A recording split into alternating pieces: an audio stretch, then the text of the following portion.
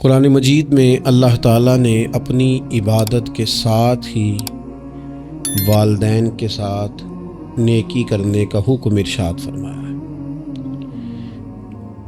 کئی جگہوں پہ قرآن مجید میں ارشاد فرمایا، سورہ بقرہ میں پہلے پارے میں فرمایا اللہ کے علاوہ کسی کی عبادت نہ کرو اور اپنے والدین کے ساتھ احسان کرو۔ والدین انسان کے لیے کتنا بڑا درجہ رکھتے ہیں؟ کیا ان کے ساتھ تعلق رکھنا، ان کی خدمت کرنا، ان کے ساتھ اچھے طریقے سے پیش آنا یہ ایک معاشرتی ضرورت ہے؟ کیا یہ ایک خاندانی تقاضا ہے یا اچھے اخلاق والے ہونے کی علامت ہے؟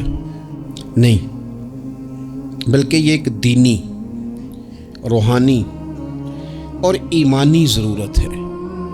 کیوں کہ نبی اکرم نور مجسم صلی اللہ تعالیٰ علیہ وسلم سے جب پوچھا گیا تھا کہ یا رسول اللہ صلی اللہ تعالیٰ علیہ وسلم، ماں باپ کیا ہیں، ماں باپ کے بارے میں کچھ فرمائیے، تو حضور نے فرمایا تمہاری جنت بھی ہیں اور تمہارے لیے دوزخ بھی ہیں۔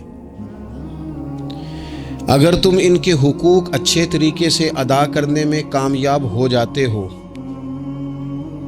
اگر تم ان کے ساتھ اخلاق عالیہ کا رویہ رکھنے میں کامیاب ہو جاتے ہو، اگر تم ان کے ساتھ محبت کا سلوک کرتے ہو، ان کو خوش کرنے میں کامیاب ہو جاتے ہو، شریعت اسلامیہ نے جو ان کے حقوق متعین کیے اگر وہ تم ادا کر لیتے ہو تو تمہارے لیے جنت ہے، اور اگر تم ان حقوق کو ادا کرنے میں ناکام رہتے ہو تو پھر تمہارے لیے دوزخ ہے۔ تو یہ ایک دینی، روحانی، ایمانی ضرورت ہے، اس کا ہمیں احساس ہونا چاہیے۔ ظاہر ہے ہم انسان ہیں اور والدین بھی انسان ہیں، ایسا نہیں ہو سکتا کہ ان کا رویہ ہمیشہ ہی ٹھیک ہو۔ یہ کیسے ممکن ہے کہ وہ کبھی خطا نہ کریں؟ یہ کیسے ہو سکتا ہے کہ کبھی ان کے رویے میں ترش روئی نہ آئے، وہ کبھی تلخ نہ بولیں؟ یہ بھی بہت ساری جگہوں پہ دیکھا گیا ہے، اور یہ 100% حقیقت ہے کہ بعض مقامات پر والدین انصاف بھی نہیں کر پاتے۔ لیکن ایک مسلمان بیٹے کو کیا حکم دیا گیا ہے، اور اس سے شریعت نے یہ مطالبہ کیا ہے کہ والدین کا جو معاملہ ہے، ان کا جو رویہ ہے، اس کے لیے وہ رب کی بارگاہ میں جواب دہ ہیں۔ ساری عدالتیں دنیا میں تو نہیں نہ لگنی، ایک عدالت صبح قیامت بھی تو قائم ہوگی۔ اگر وہ کہیں کسی مقام پر، کہیں جگہ پر وہ کسی غلطی کا شکار ہیں تو انداللہ جواب دیں گے۔ ہم کیا کریں؟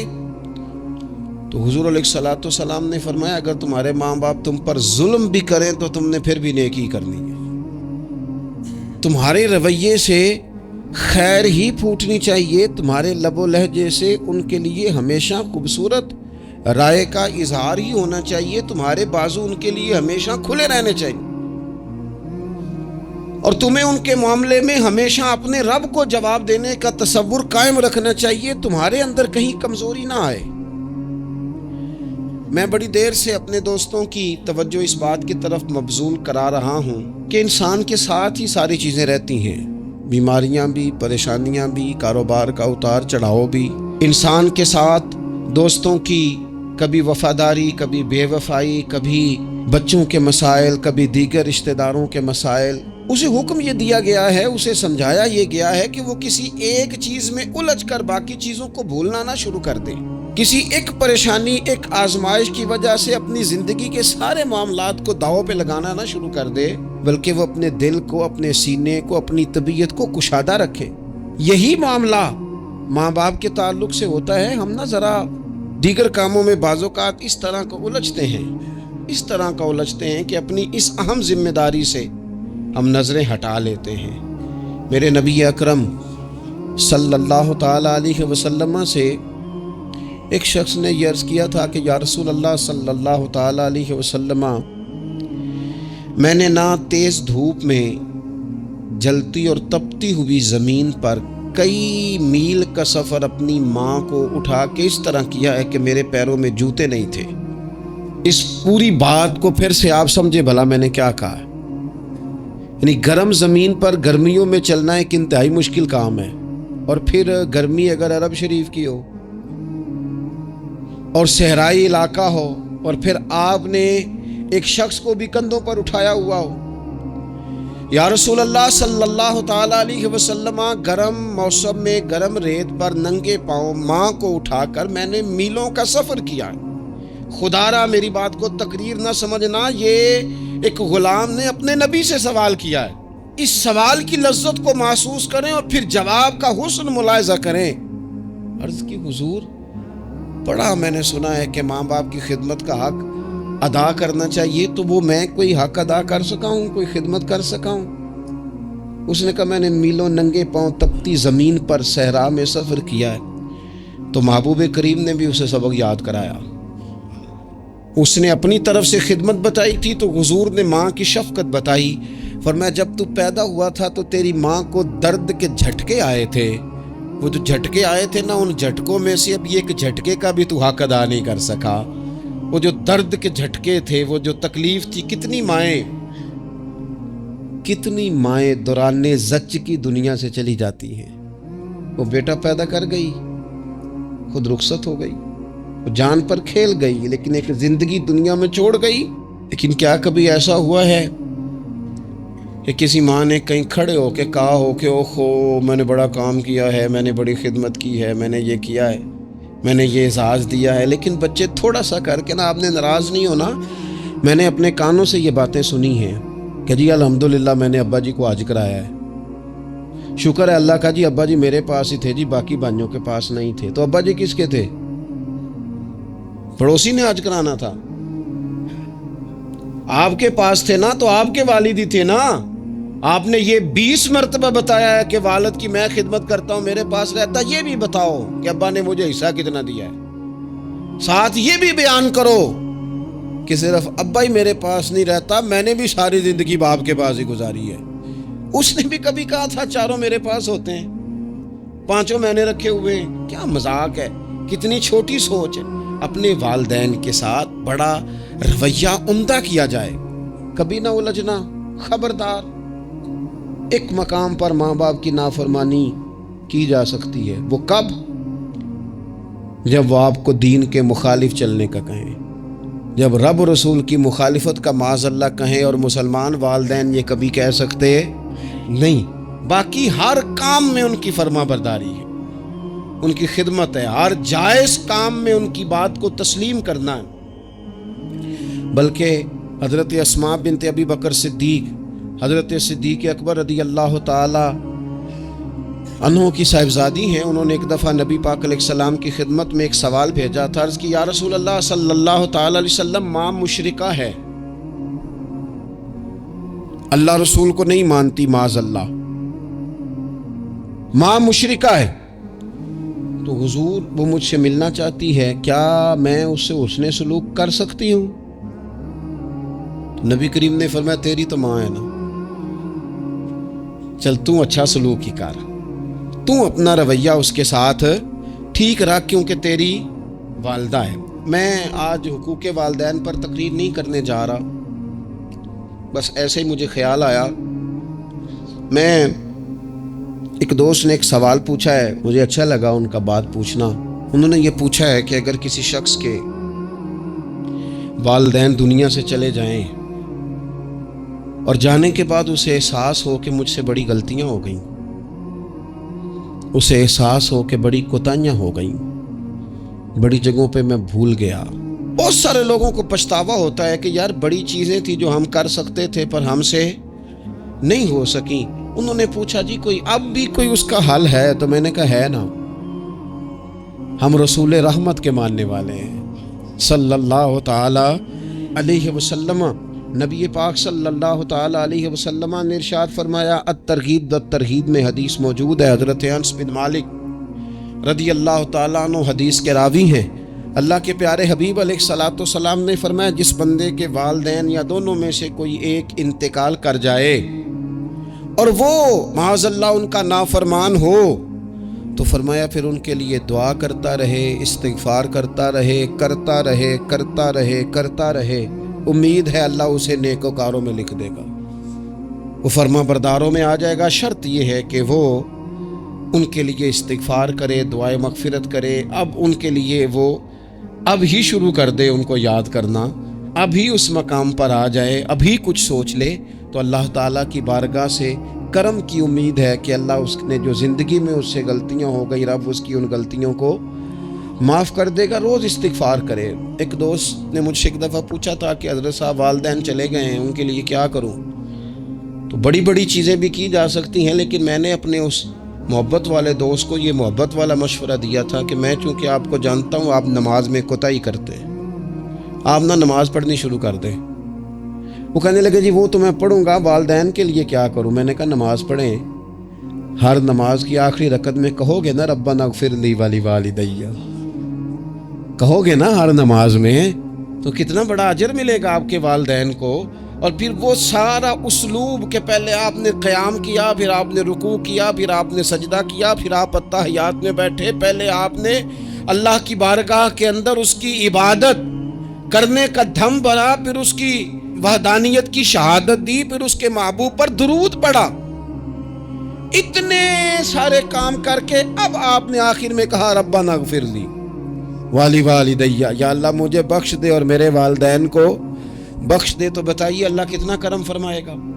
تو اپنے والدین کے لیے ان کے جانے کے بعد بہت ساری چیزیں ہیں، کفن دفن کا بندوبست کیا جائے، جنازے کا اہتمام کیا جائے، لیکن کچھ چیزوں کو نبی پاک علیہ الصلوۃ والسلام نے ذرا توجہ سے ہمیں سمجھایا ہے اور ہماری بار بار توجہ دلائی ہے۔ ایک شخص نے عرض کیا تھا یا رسول اللہ صلی اللہ تعالی علیہ وآلہ وسلم کہ میرے والدین دنیا سے چلے گئے ہیں، تو کیا اب بھی میں ان کے ساتھ کوئی بھلائی کر سکتا ہوں؟ اچھا پہلے میں آپ سے ایک بات عرض کروں، ہمیں موقع ملتا ہے ختمات شریف پہ جانے کا، ایصال ثواب کی مجالس میں حاضری کا، اور پھر اللہ تعالیٰ یہ بھی موقع دیتا ہے کہ بعض اوقات مسلمانوں کے لیے دعا کرتے اور ہمارے ذمے لگا دیا جاتا ہے کہ جناب اتنا ایصال ثواب کرنے کے لیے اہتمام کیا گیا ہے تو یہ آپ کر دیں۔ تو ہم پتہ کیا کرتے ہیں، ہم کہتے ہیں کہ جناب جانے والے کا نام بتاؤ، نام بتاتے ہیں تو ہم فلاں بن فلاں کہہ کے جو نام بتایا جاتا ہے ان کے لیے دعا کر دیتے ہیں، لیکن جب والدین کے لیے دعا کرتے ہیں پھر نام تو نہیں نہ لیتے، پھر کیا کہتے ہیں یا اللہ میرے والد کو بخش دے، میری والدہ کی مغفرت۔ اس کا مطلب ہے وہ دنیا سے چلے گئے، آج بھی ماں باپ ہیں، وہ رخصت ہوئے، انہوں نے پردہ کیا، ان کی روح کا رشتہ ٹوٹا ہے، پر تیرا رشتہ ان کے ساتھ آج بھی قائم ہے۔ تیرا تعلق ان سے ٹوٹ سکتا، وہ تیرا تعلق، میں نے ایک دفعہ پہلے بھی کہا تھا، میرا بیٹا شاید قد میں مجھ سے تھوڑا اونچا ہو گیا ہو، اور اللہ تعالیٰ نے مجھے بڑے محبت والے سنگی دیے، میں نے اپنی حیثیت اہمیت سے بڑھ کر دنیا میں محبت پائی، لیکن میں نے اپنی زندگی میں سب سے زیادہ اپنے والد کی کمی محسوس کی، بڑی محسوس کی۔ ابھی بھی کبھی کبھی سوچتا ہوں کہ کچھ باتیں صرف ان سے ہو سکتی ہیں، کسی اور سے نہیں ہو سکتی۔ کبھی کبھی محسوس ہوتا ہے کہ ان کے دامن کے اندر ٹھنڈ کے موقع پر نگ ملتا تھا اور گرمی کے موقع پر ٹھنڈی ہوا آتی تھی۔ یہ خاص انہی لوگوں کا وتیرہ، یہ انہی کا خاصہ ہے، پتہ نہیں اللہ نے کس طرح ان لوگوں کو بنایا ہے اور کس طرح کا یہ رشتہ بنایا۔ تو نبی اکرم صلی اللہ تعالی علیہ وسلم کی خدمت عالی مرتبت میں عرض کیا، صحابی نے سنن ابو داؤد شریف میں حدیث ہے، عرض کی یا رسول اللہ صلی اللہ تعالی علیہ وسلم میرے والدین چلے گئے تو کیا میں ان کے جانے کے بعد بھی ان کے لیے کچھ کر سکتا ہوں؟ تو نبی پاک نے 5 باتیں ارشاد فرمائیں۔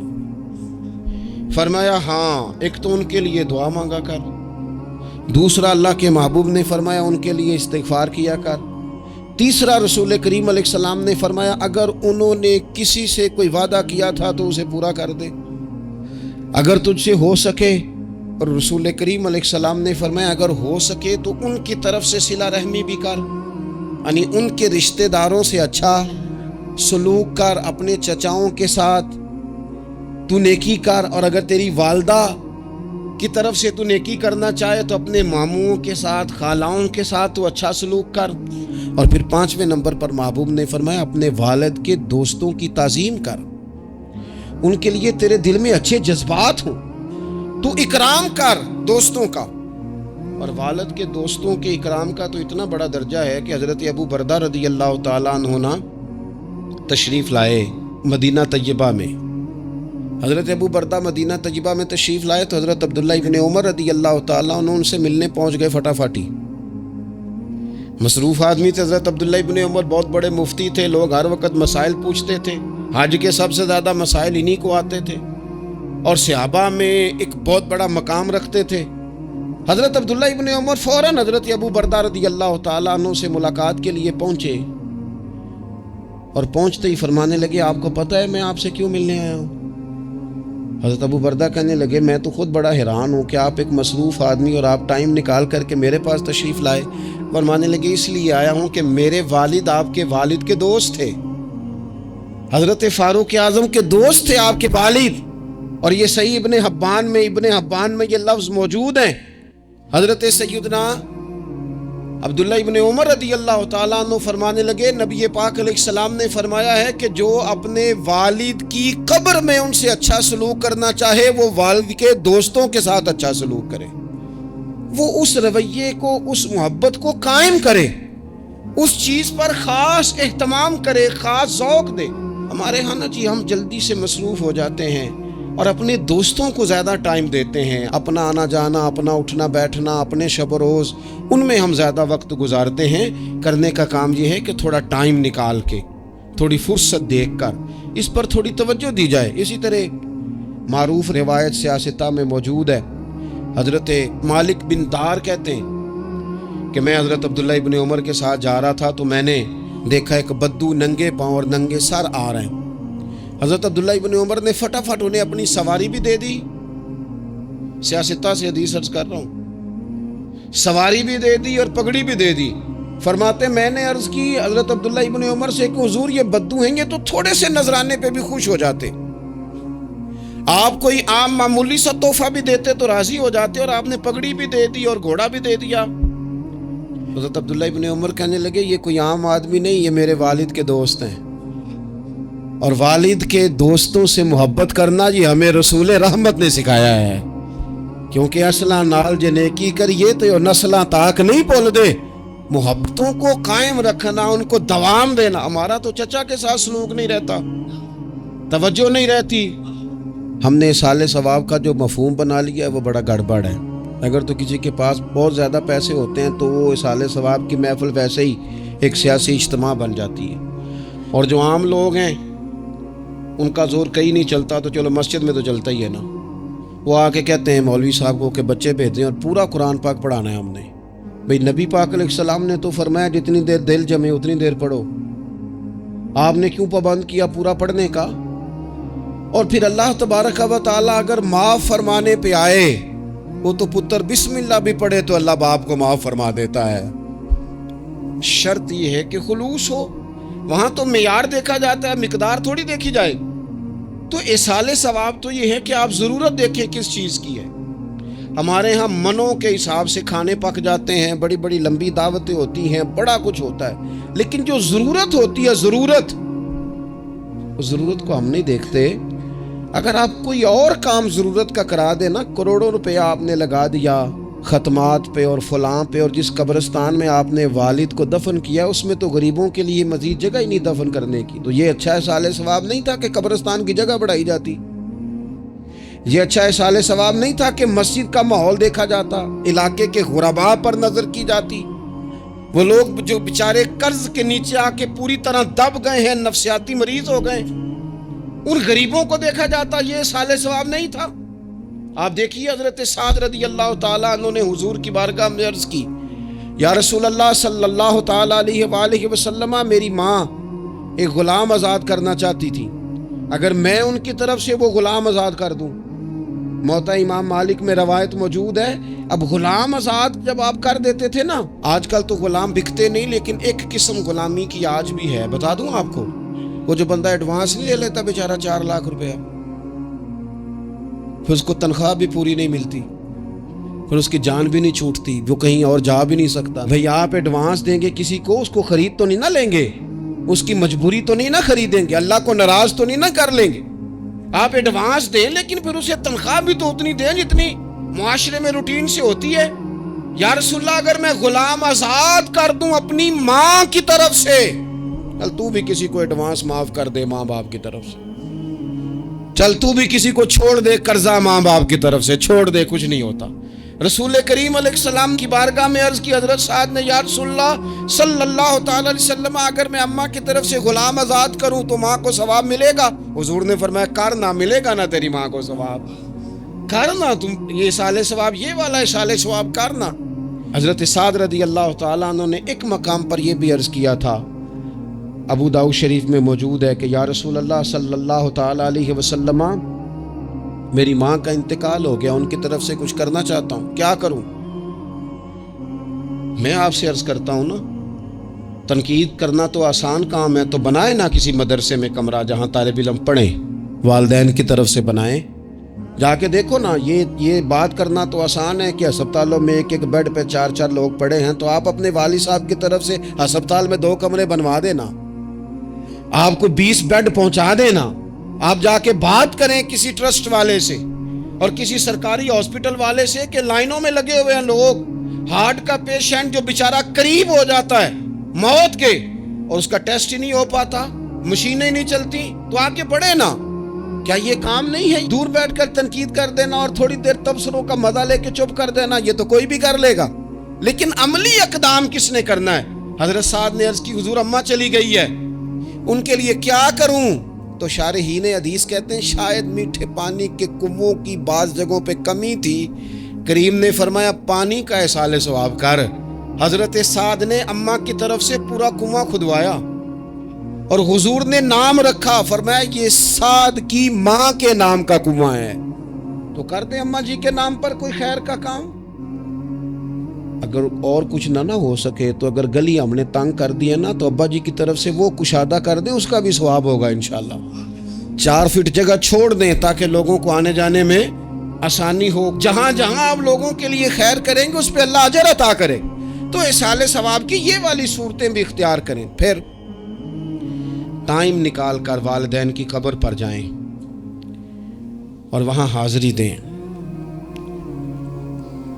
جو لوگ مزارات پر جانے کے شوقین ہیں وہ ضرور جائیں، میں بھی جاتا ہوں، اور میں آپ کو پہلے بھی کہہ چکا ہوں، میں داتا صاحب رحمۃ اللہ علیہ کبھی بھی اس طرح نہیں گیا کہ میں جلسے پہ گیا ہوں، محفل پہ گیا ہوں، کسی کام گیا ہوں تو حاضری دے لوں۔ میں سمجھتا ہوں یہ ٹھیک نہیں ہے، میں تو داتا صاحب اسپیشل جاتا ہوں، میں تو حضرت بابا صاحب بھی جب جاتا ہوں تو اسپیشل جاتا ہوں، اور میں جاتا بھی ہوں تو ان کی خدمات دینیہ کو، ان کی عظمتوں کو سلام کرنے جاتا ہوں۔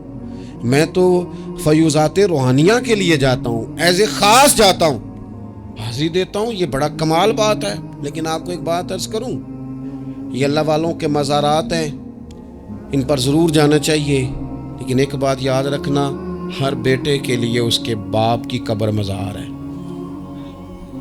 ہر بیٹے کے لیے اس کی ماں کی قبر مزار ہے، اس پر بھی حاضری دو۔ حاضری کا مزاج بناؤ، یہاں جا کر کے نا حاضری دے کے آؤ۔ میں قبرستان سے نکل رہا تھا تو ایک دوست نے مجھے کہا کہاں ہیں؟ میں نے کہا میں اپنے والد صاحب کی قبر پہ حاضری دے کے آ رہا ہوں۔ کہنے لگے ان کا مزار کہاں ہے؟ میں نے کہا وہ آپ کے لیے تو کوئی روایتی مزار نہیں ہے، وہ میرے لیے مزار ہے، کیونکہ میرے والد ہیں نا، وہ راضی ہوں گے تو رب راضی ہوگا۔ والدہ کے لیے نبی پاک نے فرمایا اس کے پیروں کے نیچے جنت ہے، تو جس کے پیروں کے نیچے تیری جنت ہے، بتاؤ اس کی قبر تیرے لیے مزار نہیں؟ اس کی قبر تیرے لیے باعث فیوز و برکات نہیں؟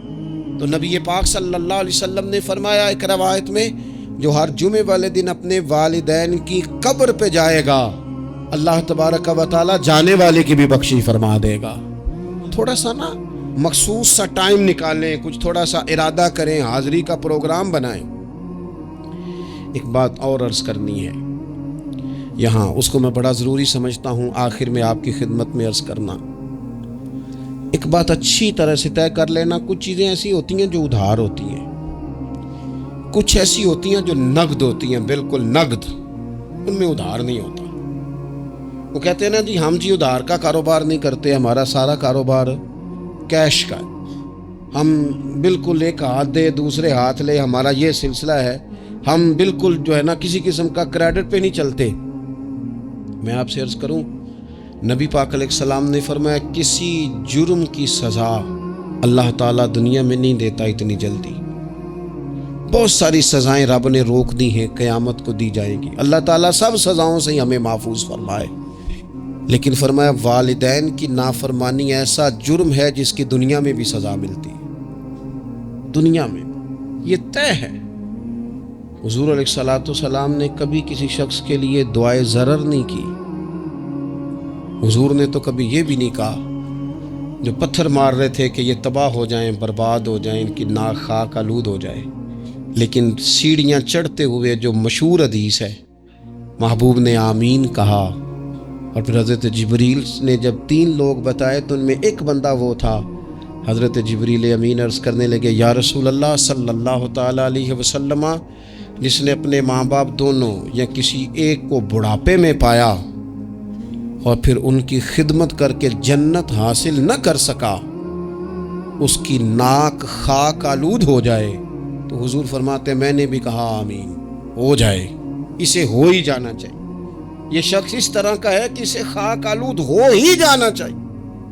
کبھی بھی زندگی میں اپنے والدین، کیا ہمیں دعا سکھائی قرآن پاک نے، کہا وَقُلْ رَبِّ ارْحَمْهُمَا كَمَا رَبَّيَانِي صَغِيرًا، آپ کہیے، آپ یہ دعا کیجئے کہ اے میرے پروردگار ان دونوں پر رحم فرما جنہوں نے بچپن میں مجھے پالا، ان دونوں پر رحم فرما۔ اپنے والدین کے لیے اپنے تھوڑے سے دل کو بڑا کریں، کچھ چیزیں اپنی زندگی میں طے کریں، کچھ معاملات اپنی زندگی میں۔ ہمارے ایک استاد تھے گجرانوالہ میں، نام لیتا ہوں، حضرت مفتی عبداللطیف صاحب رحمۃ اللہ علیہ، یہ حضرت محدث اعظم کے شاگرد ہیں، اور اعلیٰ حضرت کے بڑے صاحبزادے حضرت حجت الاسلام مولانا حامد رضا خان صاحب رحمۃ اللہ علیہ کے یہ شاید واحد مرید تھے ہمارے شہر میں، مفتی عبداللطیف صاحب قادری حامدی۔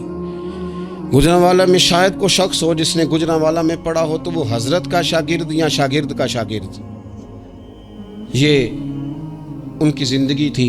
ان کی والدہ کی بڑی لمبی عمر ہوئی، ان کے بعض کلاس فیلو نا استاد صاحب کہتے ہیں مجھے مذاق کرتے ہیں، وہ کہتے ہیں رات کو محفل پہ آنا ہے تو استاد جی کہتے ہیں میں امی سے پوچھ کے بتاؤں گا،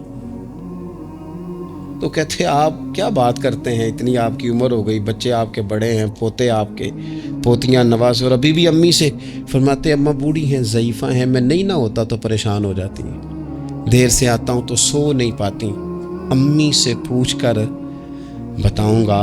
او دوستو، یہ لوگ شاید آج اسی لیے ان کے مزارات سے خوشبو زیادہ آتی ہے، شاید اسی لیے لوگ ان کا نام ممبروں پہ لیتے ہیں، جمعوں میں تذکرے کرتے ہیں، شاید اسی لیے ان کے لیے دعائیں زیادہ ہوتی ہیں، شاید اسی لیے ان کی اسناد زیادہ چلتی ہیں۔ کیا میرے رسول کریم نے فرمایا، حضور نے فرمایا صحابہ اگر میری والدہ موجود ہوتی نا اور میں تمہیں نماز پڑھانے آتا اور میں سورہ فاتحہ پڑھ لیتا اور میری ماں پردہ سرکا کے کہتی بیٹا ذرا میری بات سننا، تو فرمایا اللہ کی قسم نماز توڑ کے اپنی اماں کی بات سن کے آتا۔ آپ میری بات کو سمجھیں، اس مفہوم کو اپنی زندگی میں پیدا کریں، اور بالخصوص والدین رخصت ہو جائیں تو پھر تو زیادہ حق بنتا ہے کہ ہم تھوڑا اور زیادہ محتاط ہو جائیں۔ عرض یہ کرنا چاہتا تھا کہ جتنا ذکر آپ کے بچے آپ کے منہ سے اپنے والدین کا سنیں گے اتنا ہی وہ کل آپ کا کریں گے، جتنا وہ آپ کے ساتھ آپ کے والدین کی قبروں پہ جائیں گے اتنا ہی کل کو وہ آپ کی قبر پہ جائیں گے، جتنا وہ آپ کو دیکھیں گے اپنے والدین کے لیے سال ثواب کرتا اتنا ہی وہ آپ کے لیے کریں گے۔ یہ جو ہم کہتے ہیں نا بچے بعد میں دے دیں گے، پتر انہیں پیسے دے دینا میرے والوں، کوئی نہیں دینے انہوں نے، اس لیے کہ انہوں نے آپ کو اپنے والدین کی طرف سے کوئی صدقہ کرتے نہیں دیکھا تو وہ آپ کی طرف سے کیوں کریں گے جی؟ یہ تو رواج ہے جو آپ نے ڈالنا ہے تو یہ گھر میں ڈل جانا ہے۔ اللہ تبارک و تعالیٰ کی بارگاہ میں دعا کرتا ہوں اللہ ہمیں سمجھ نصیب کرے۔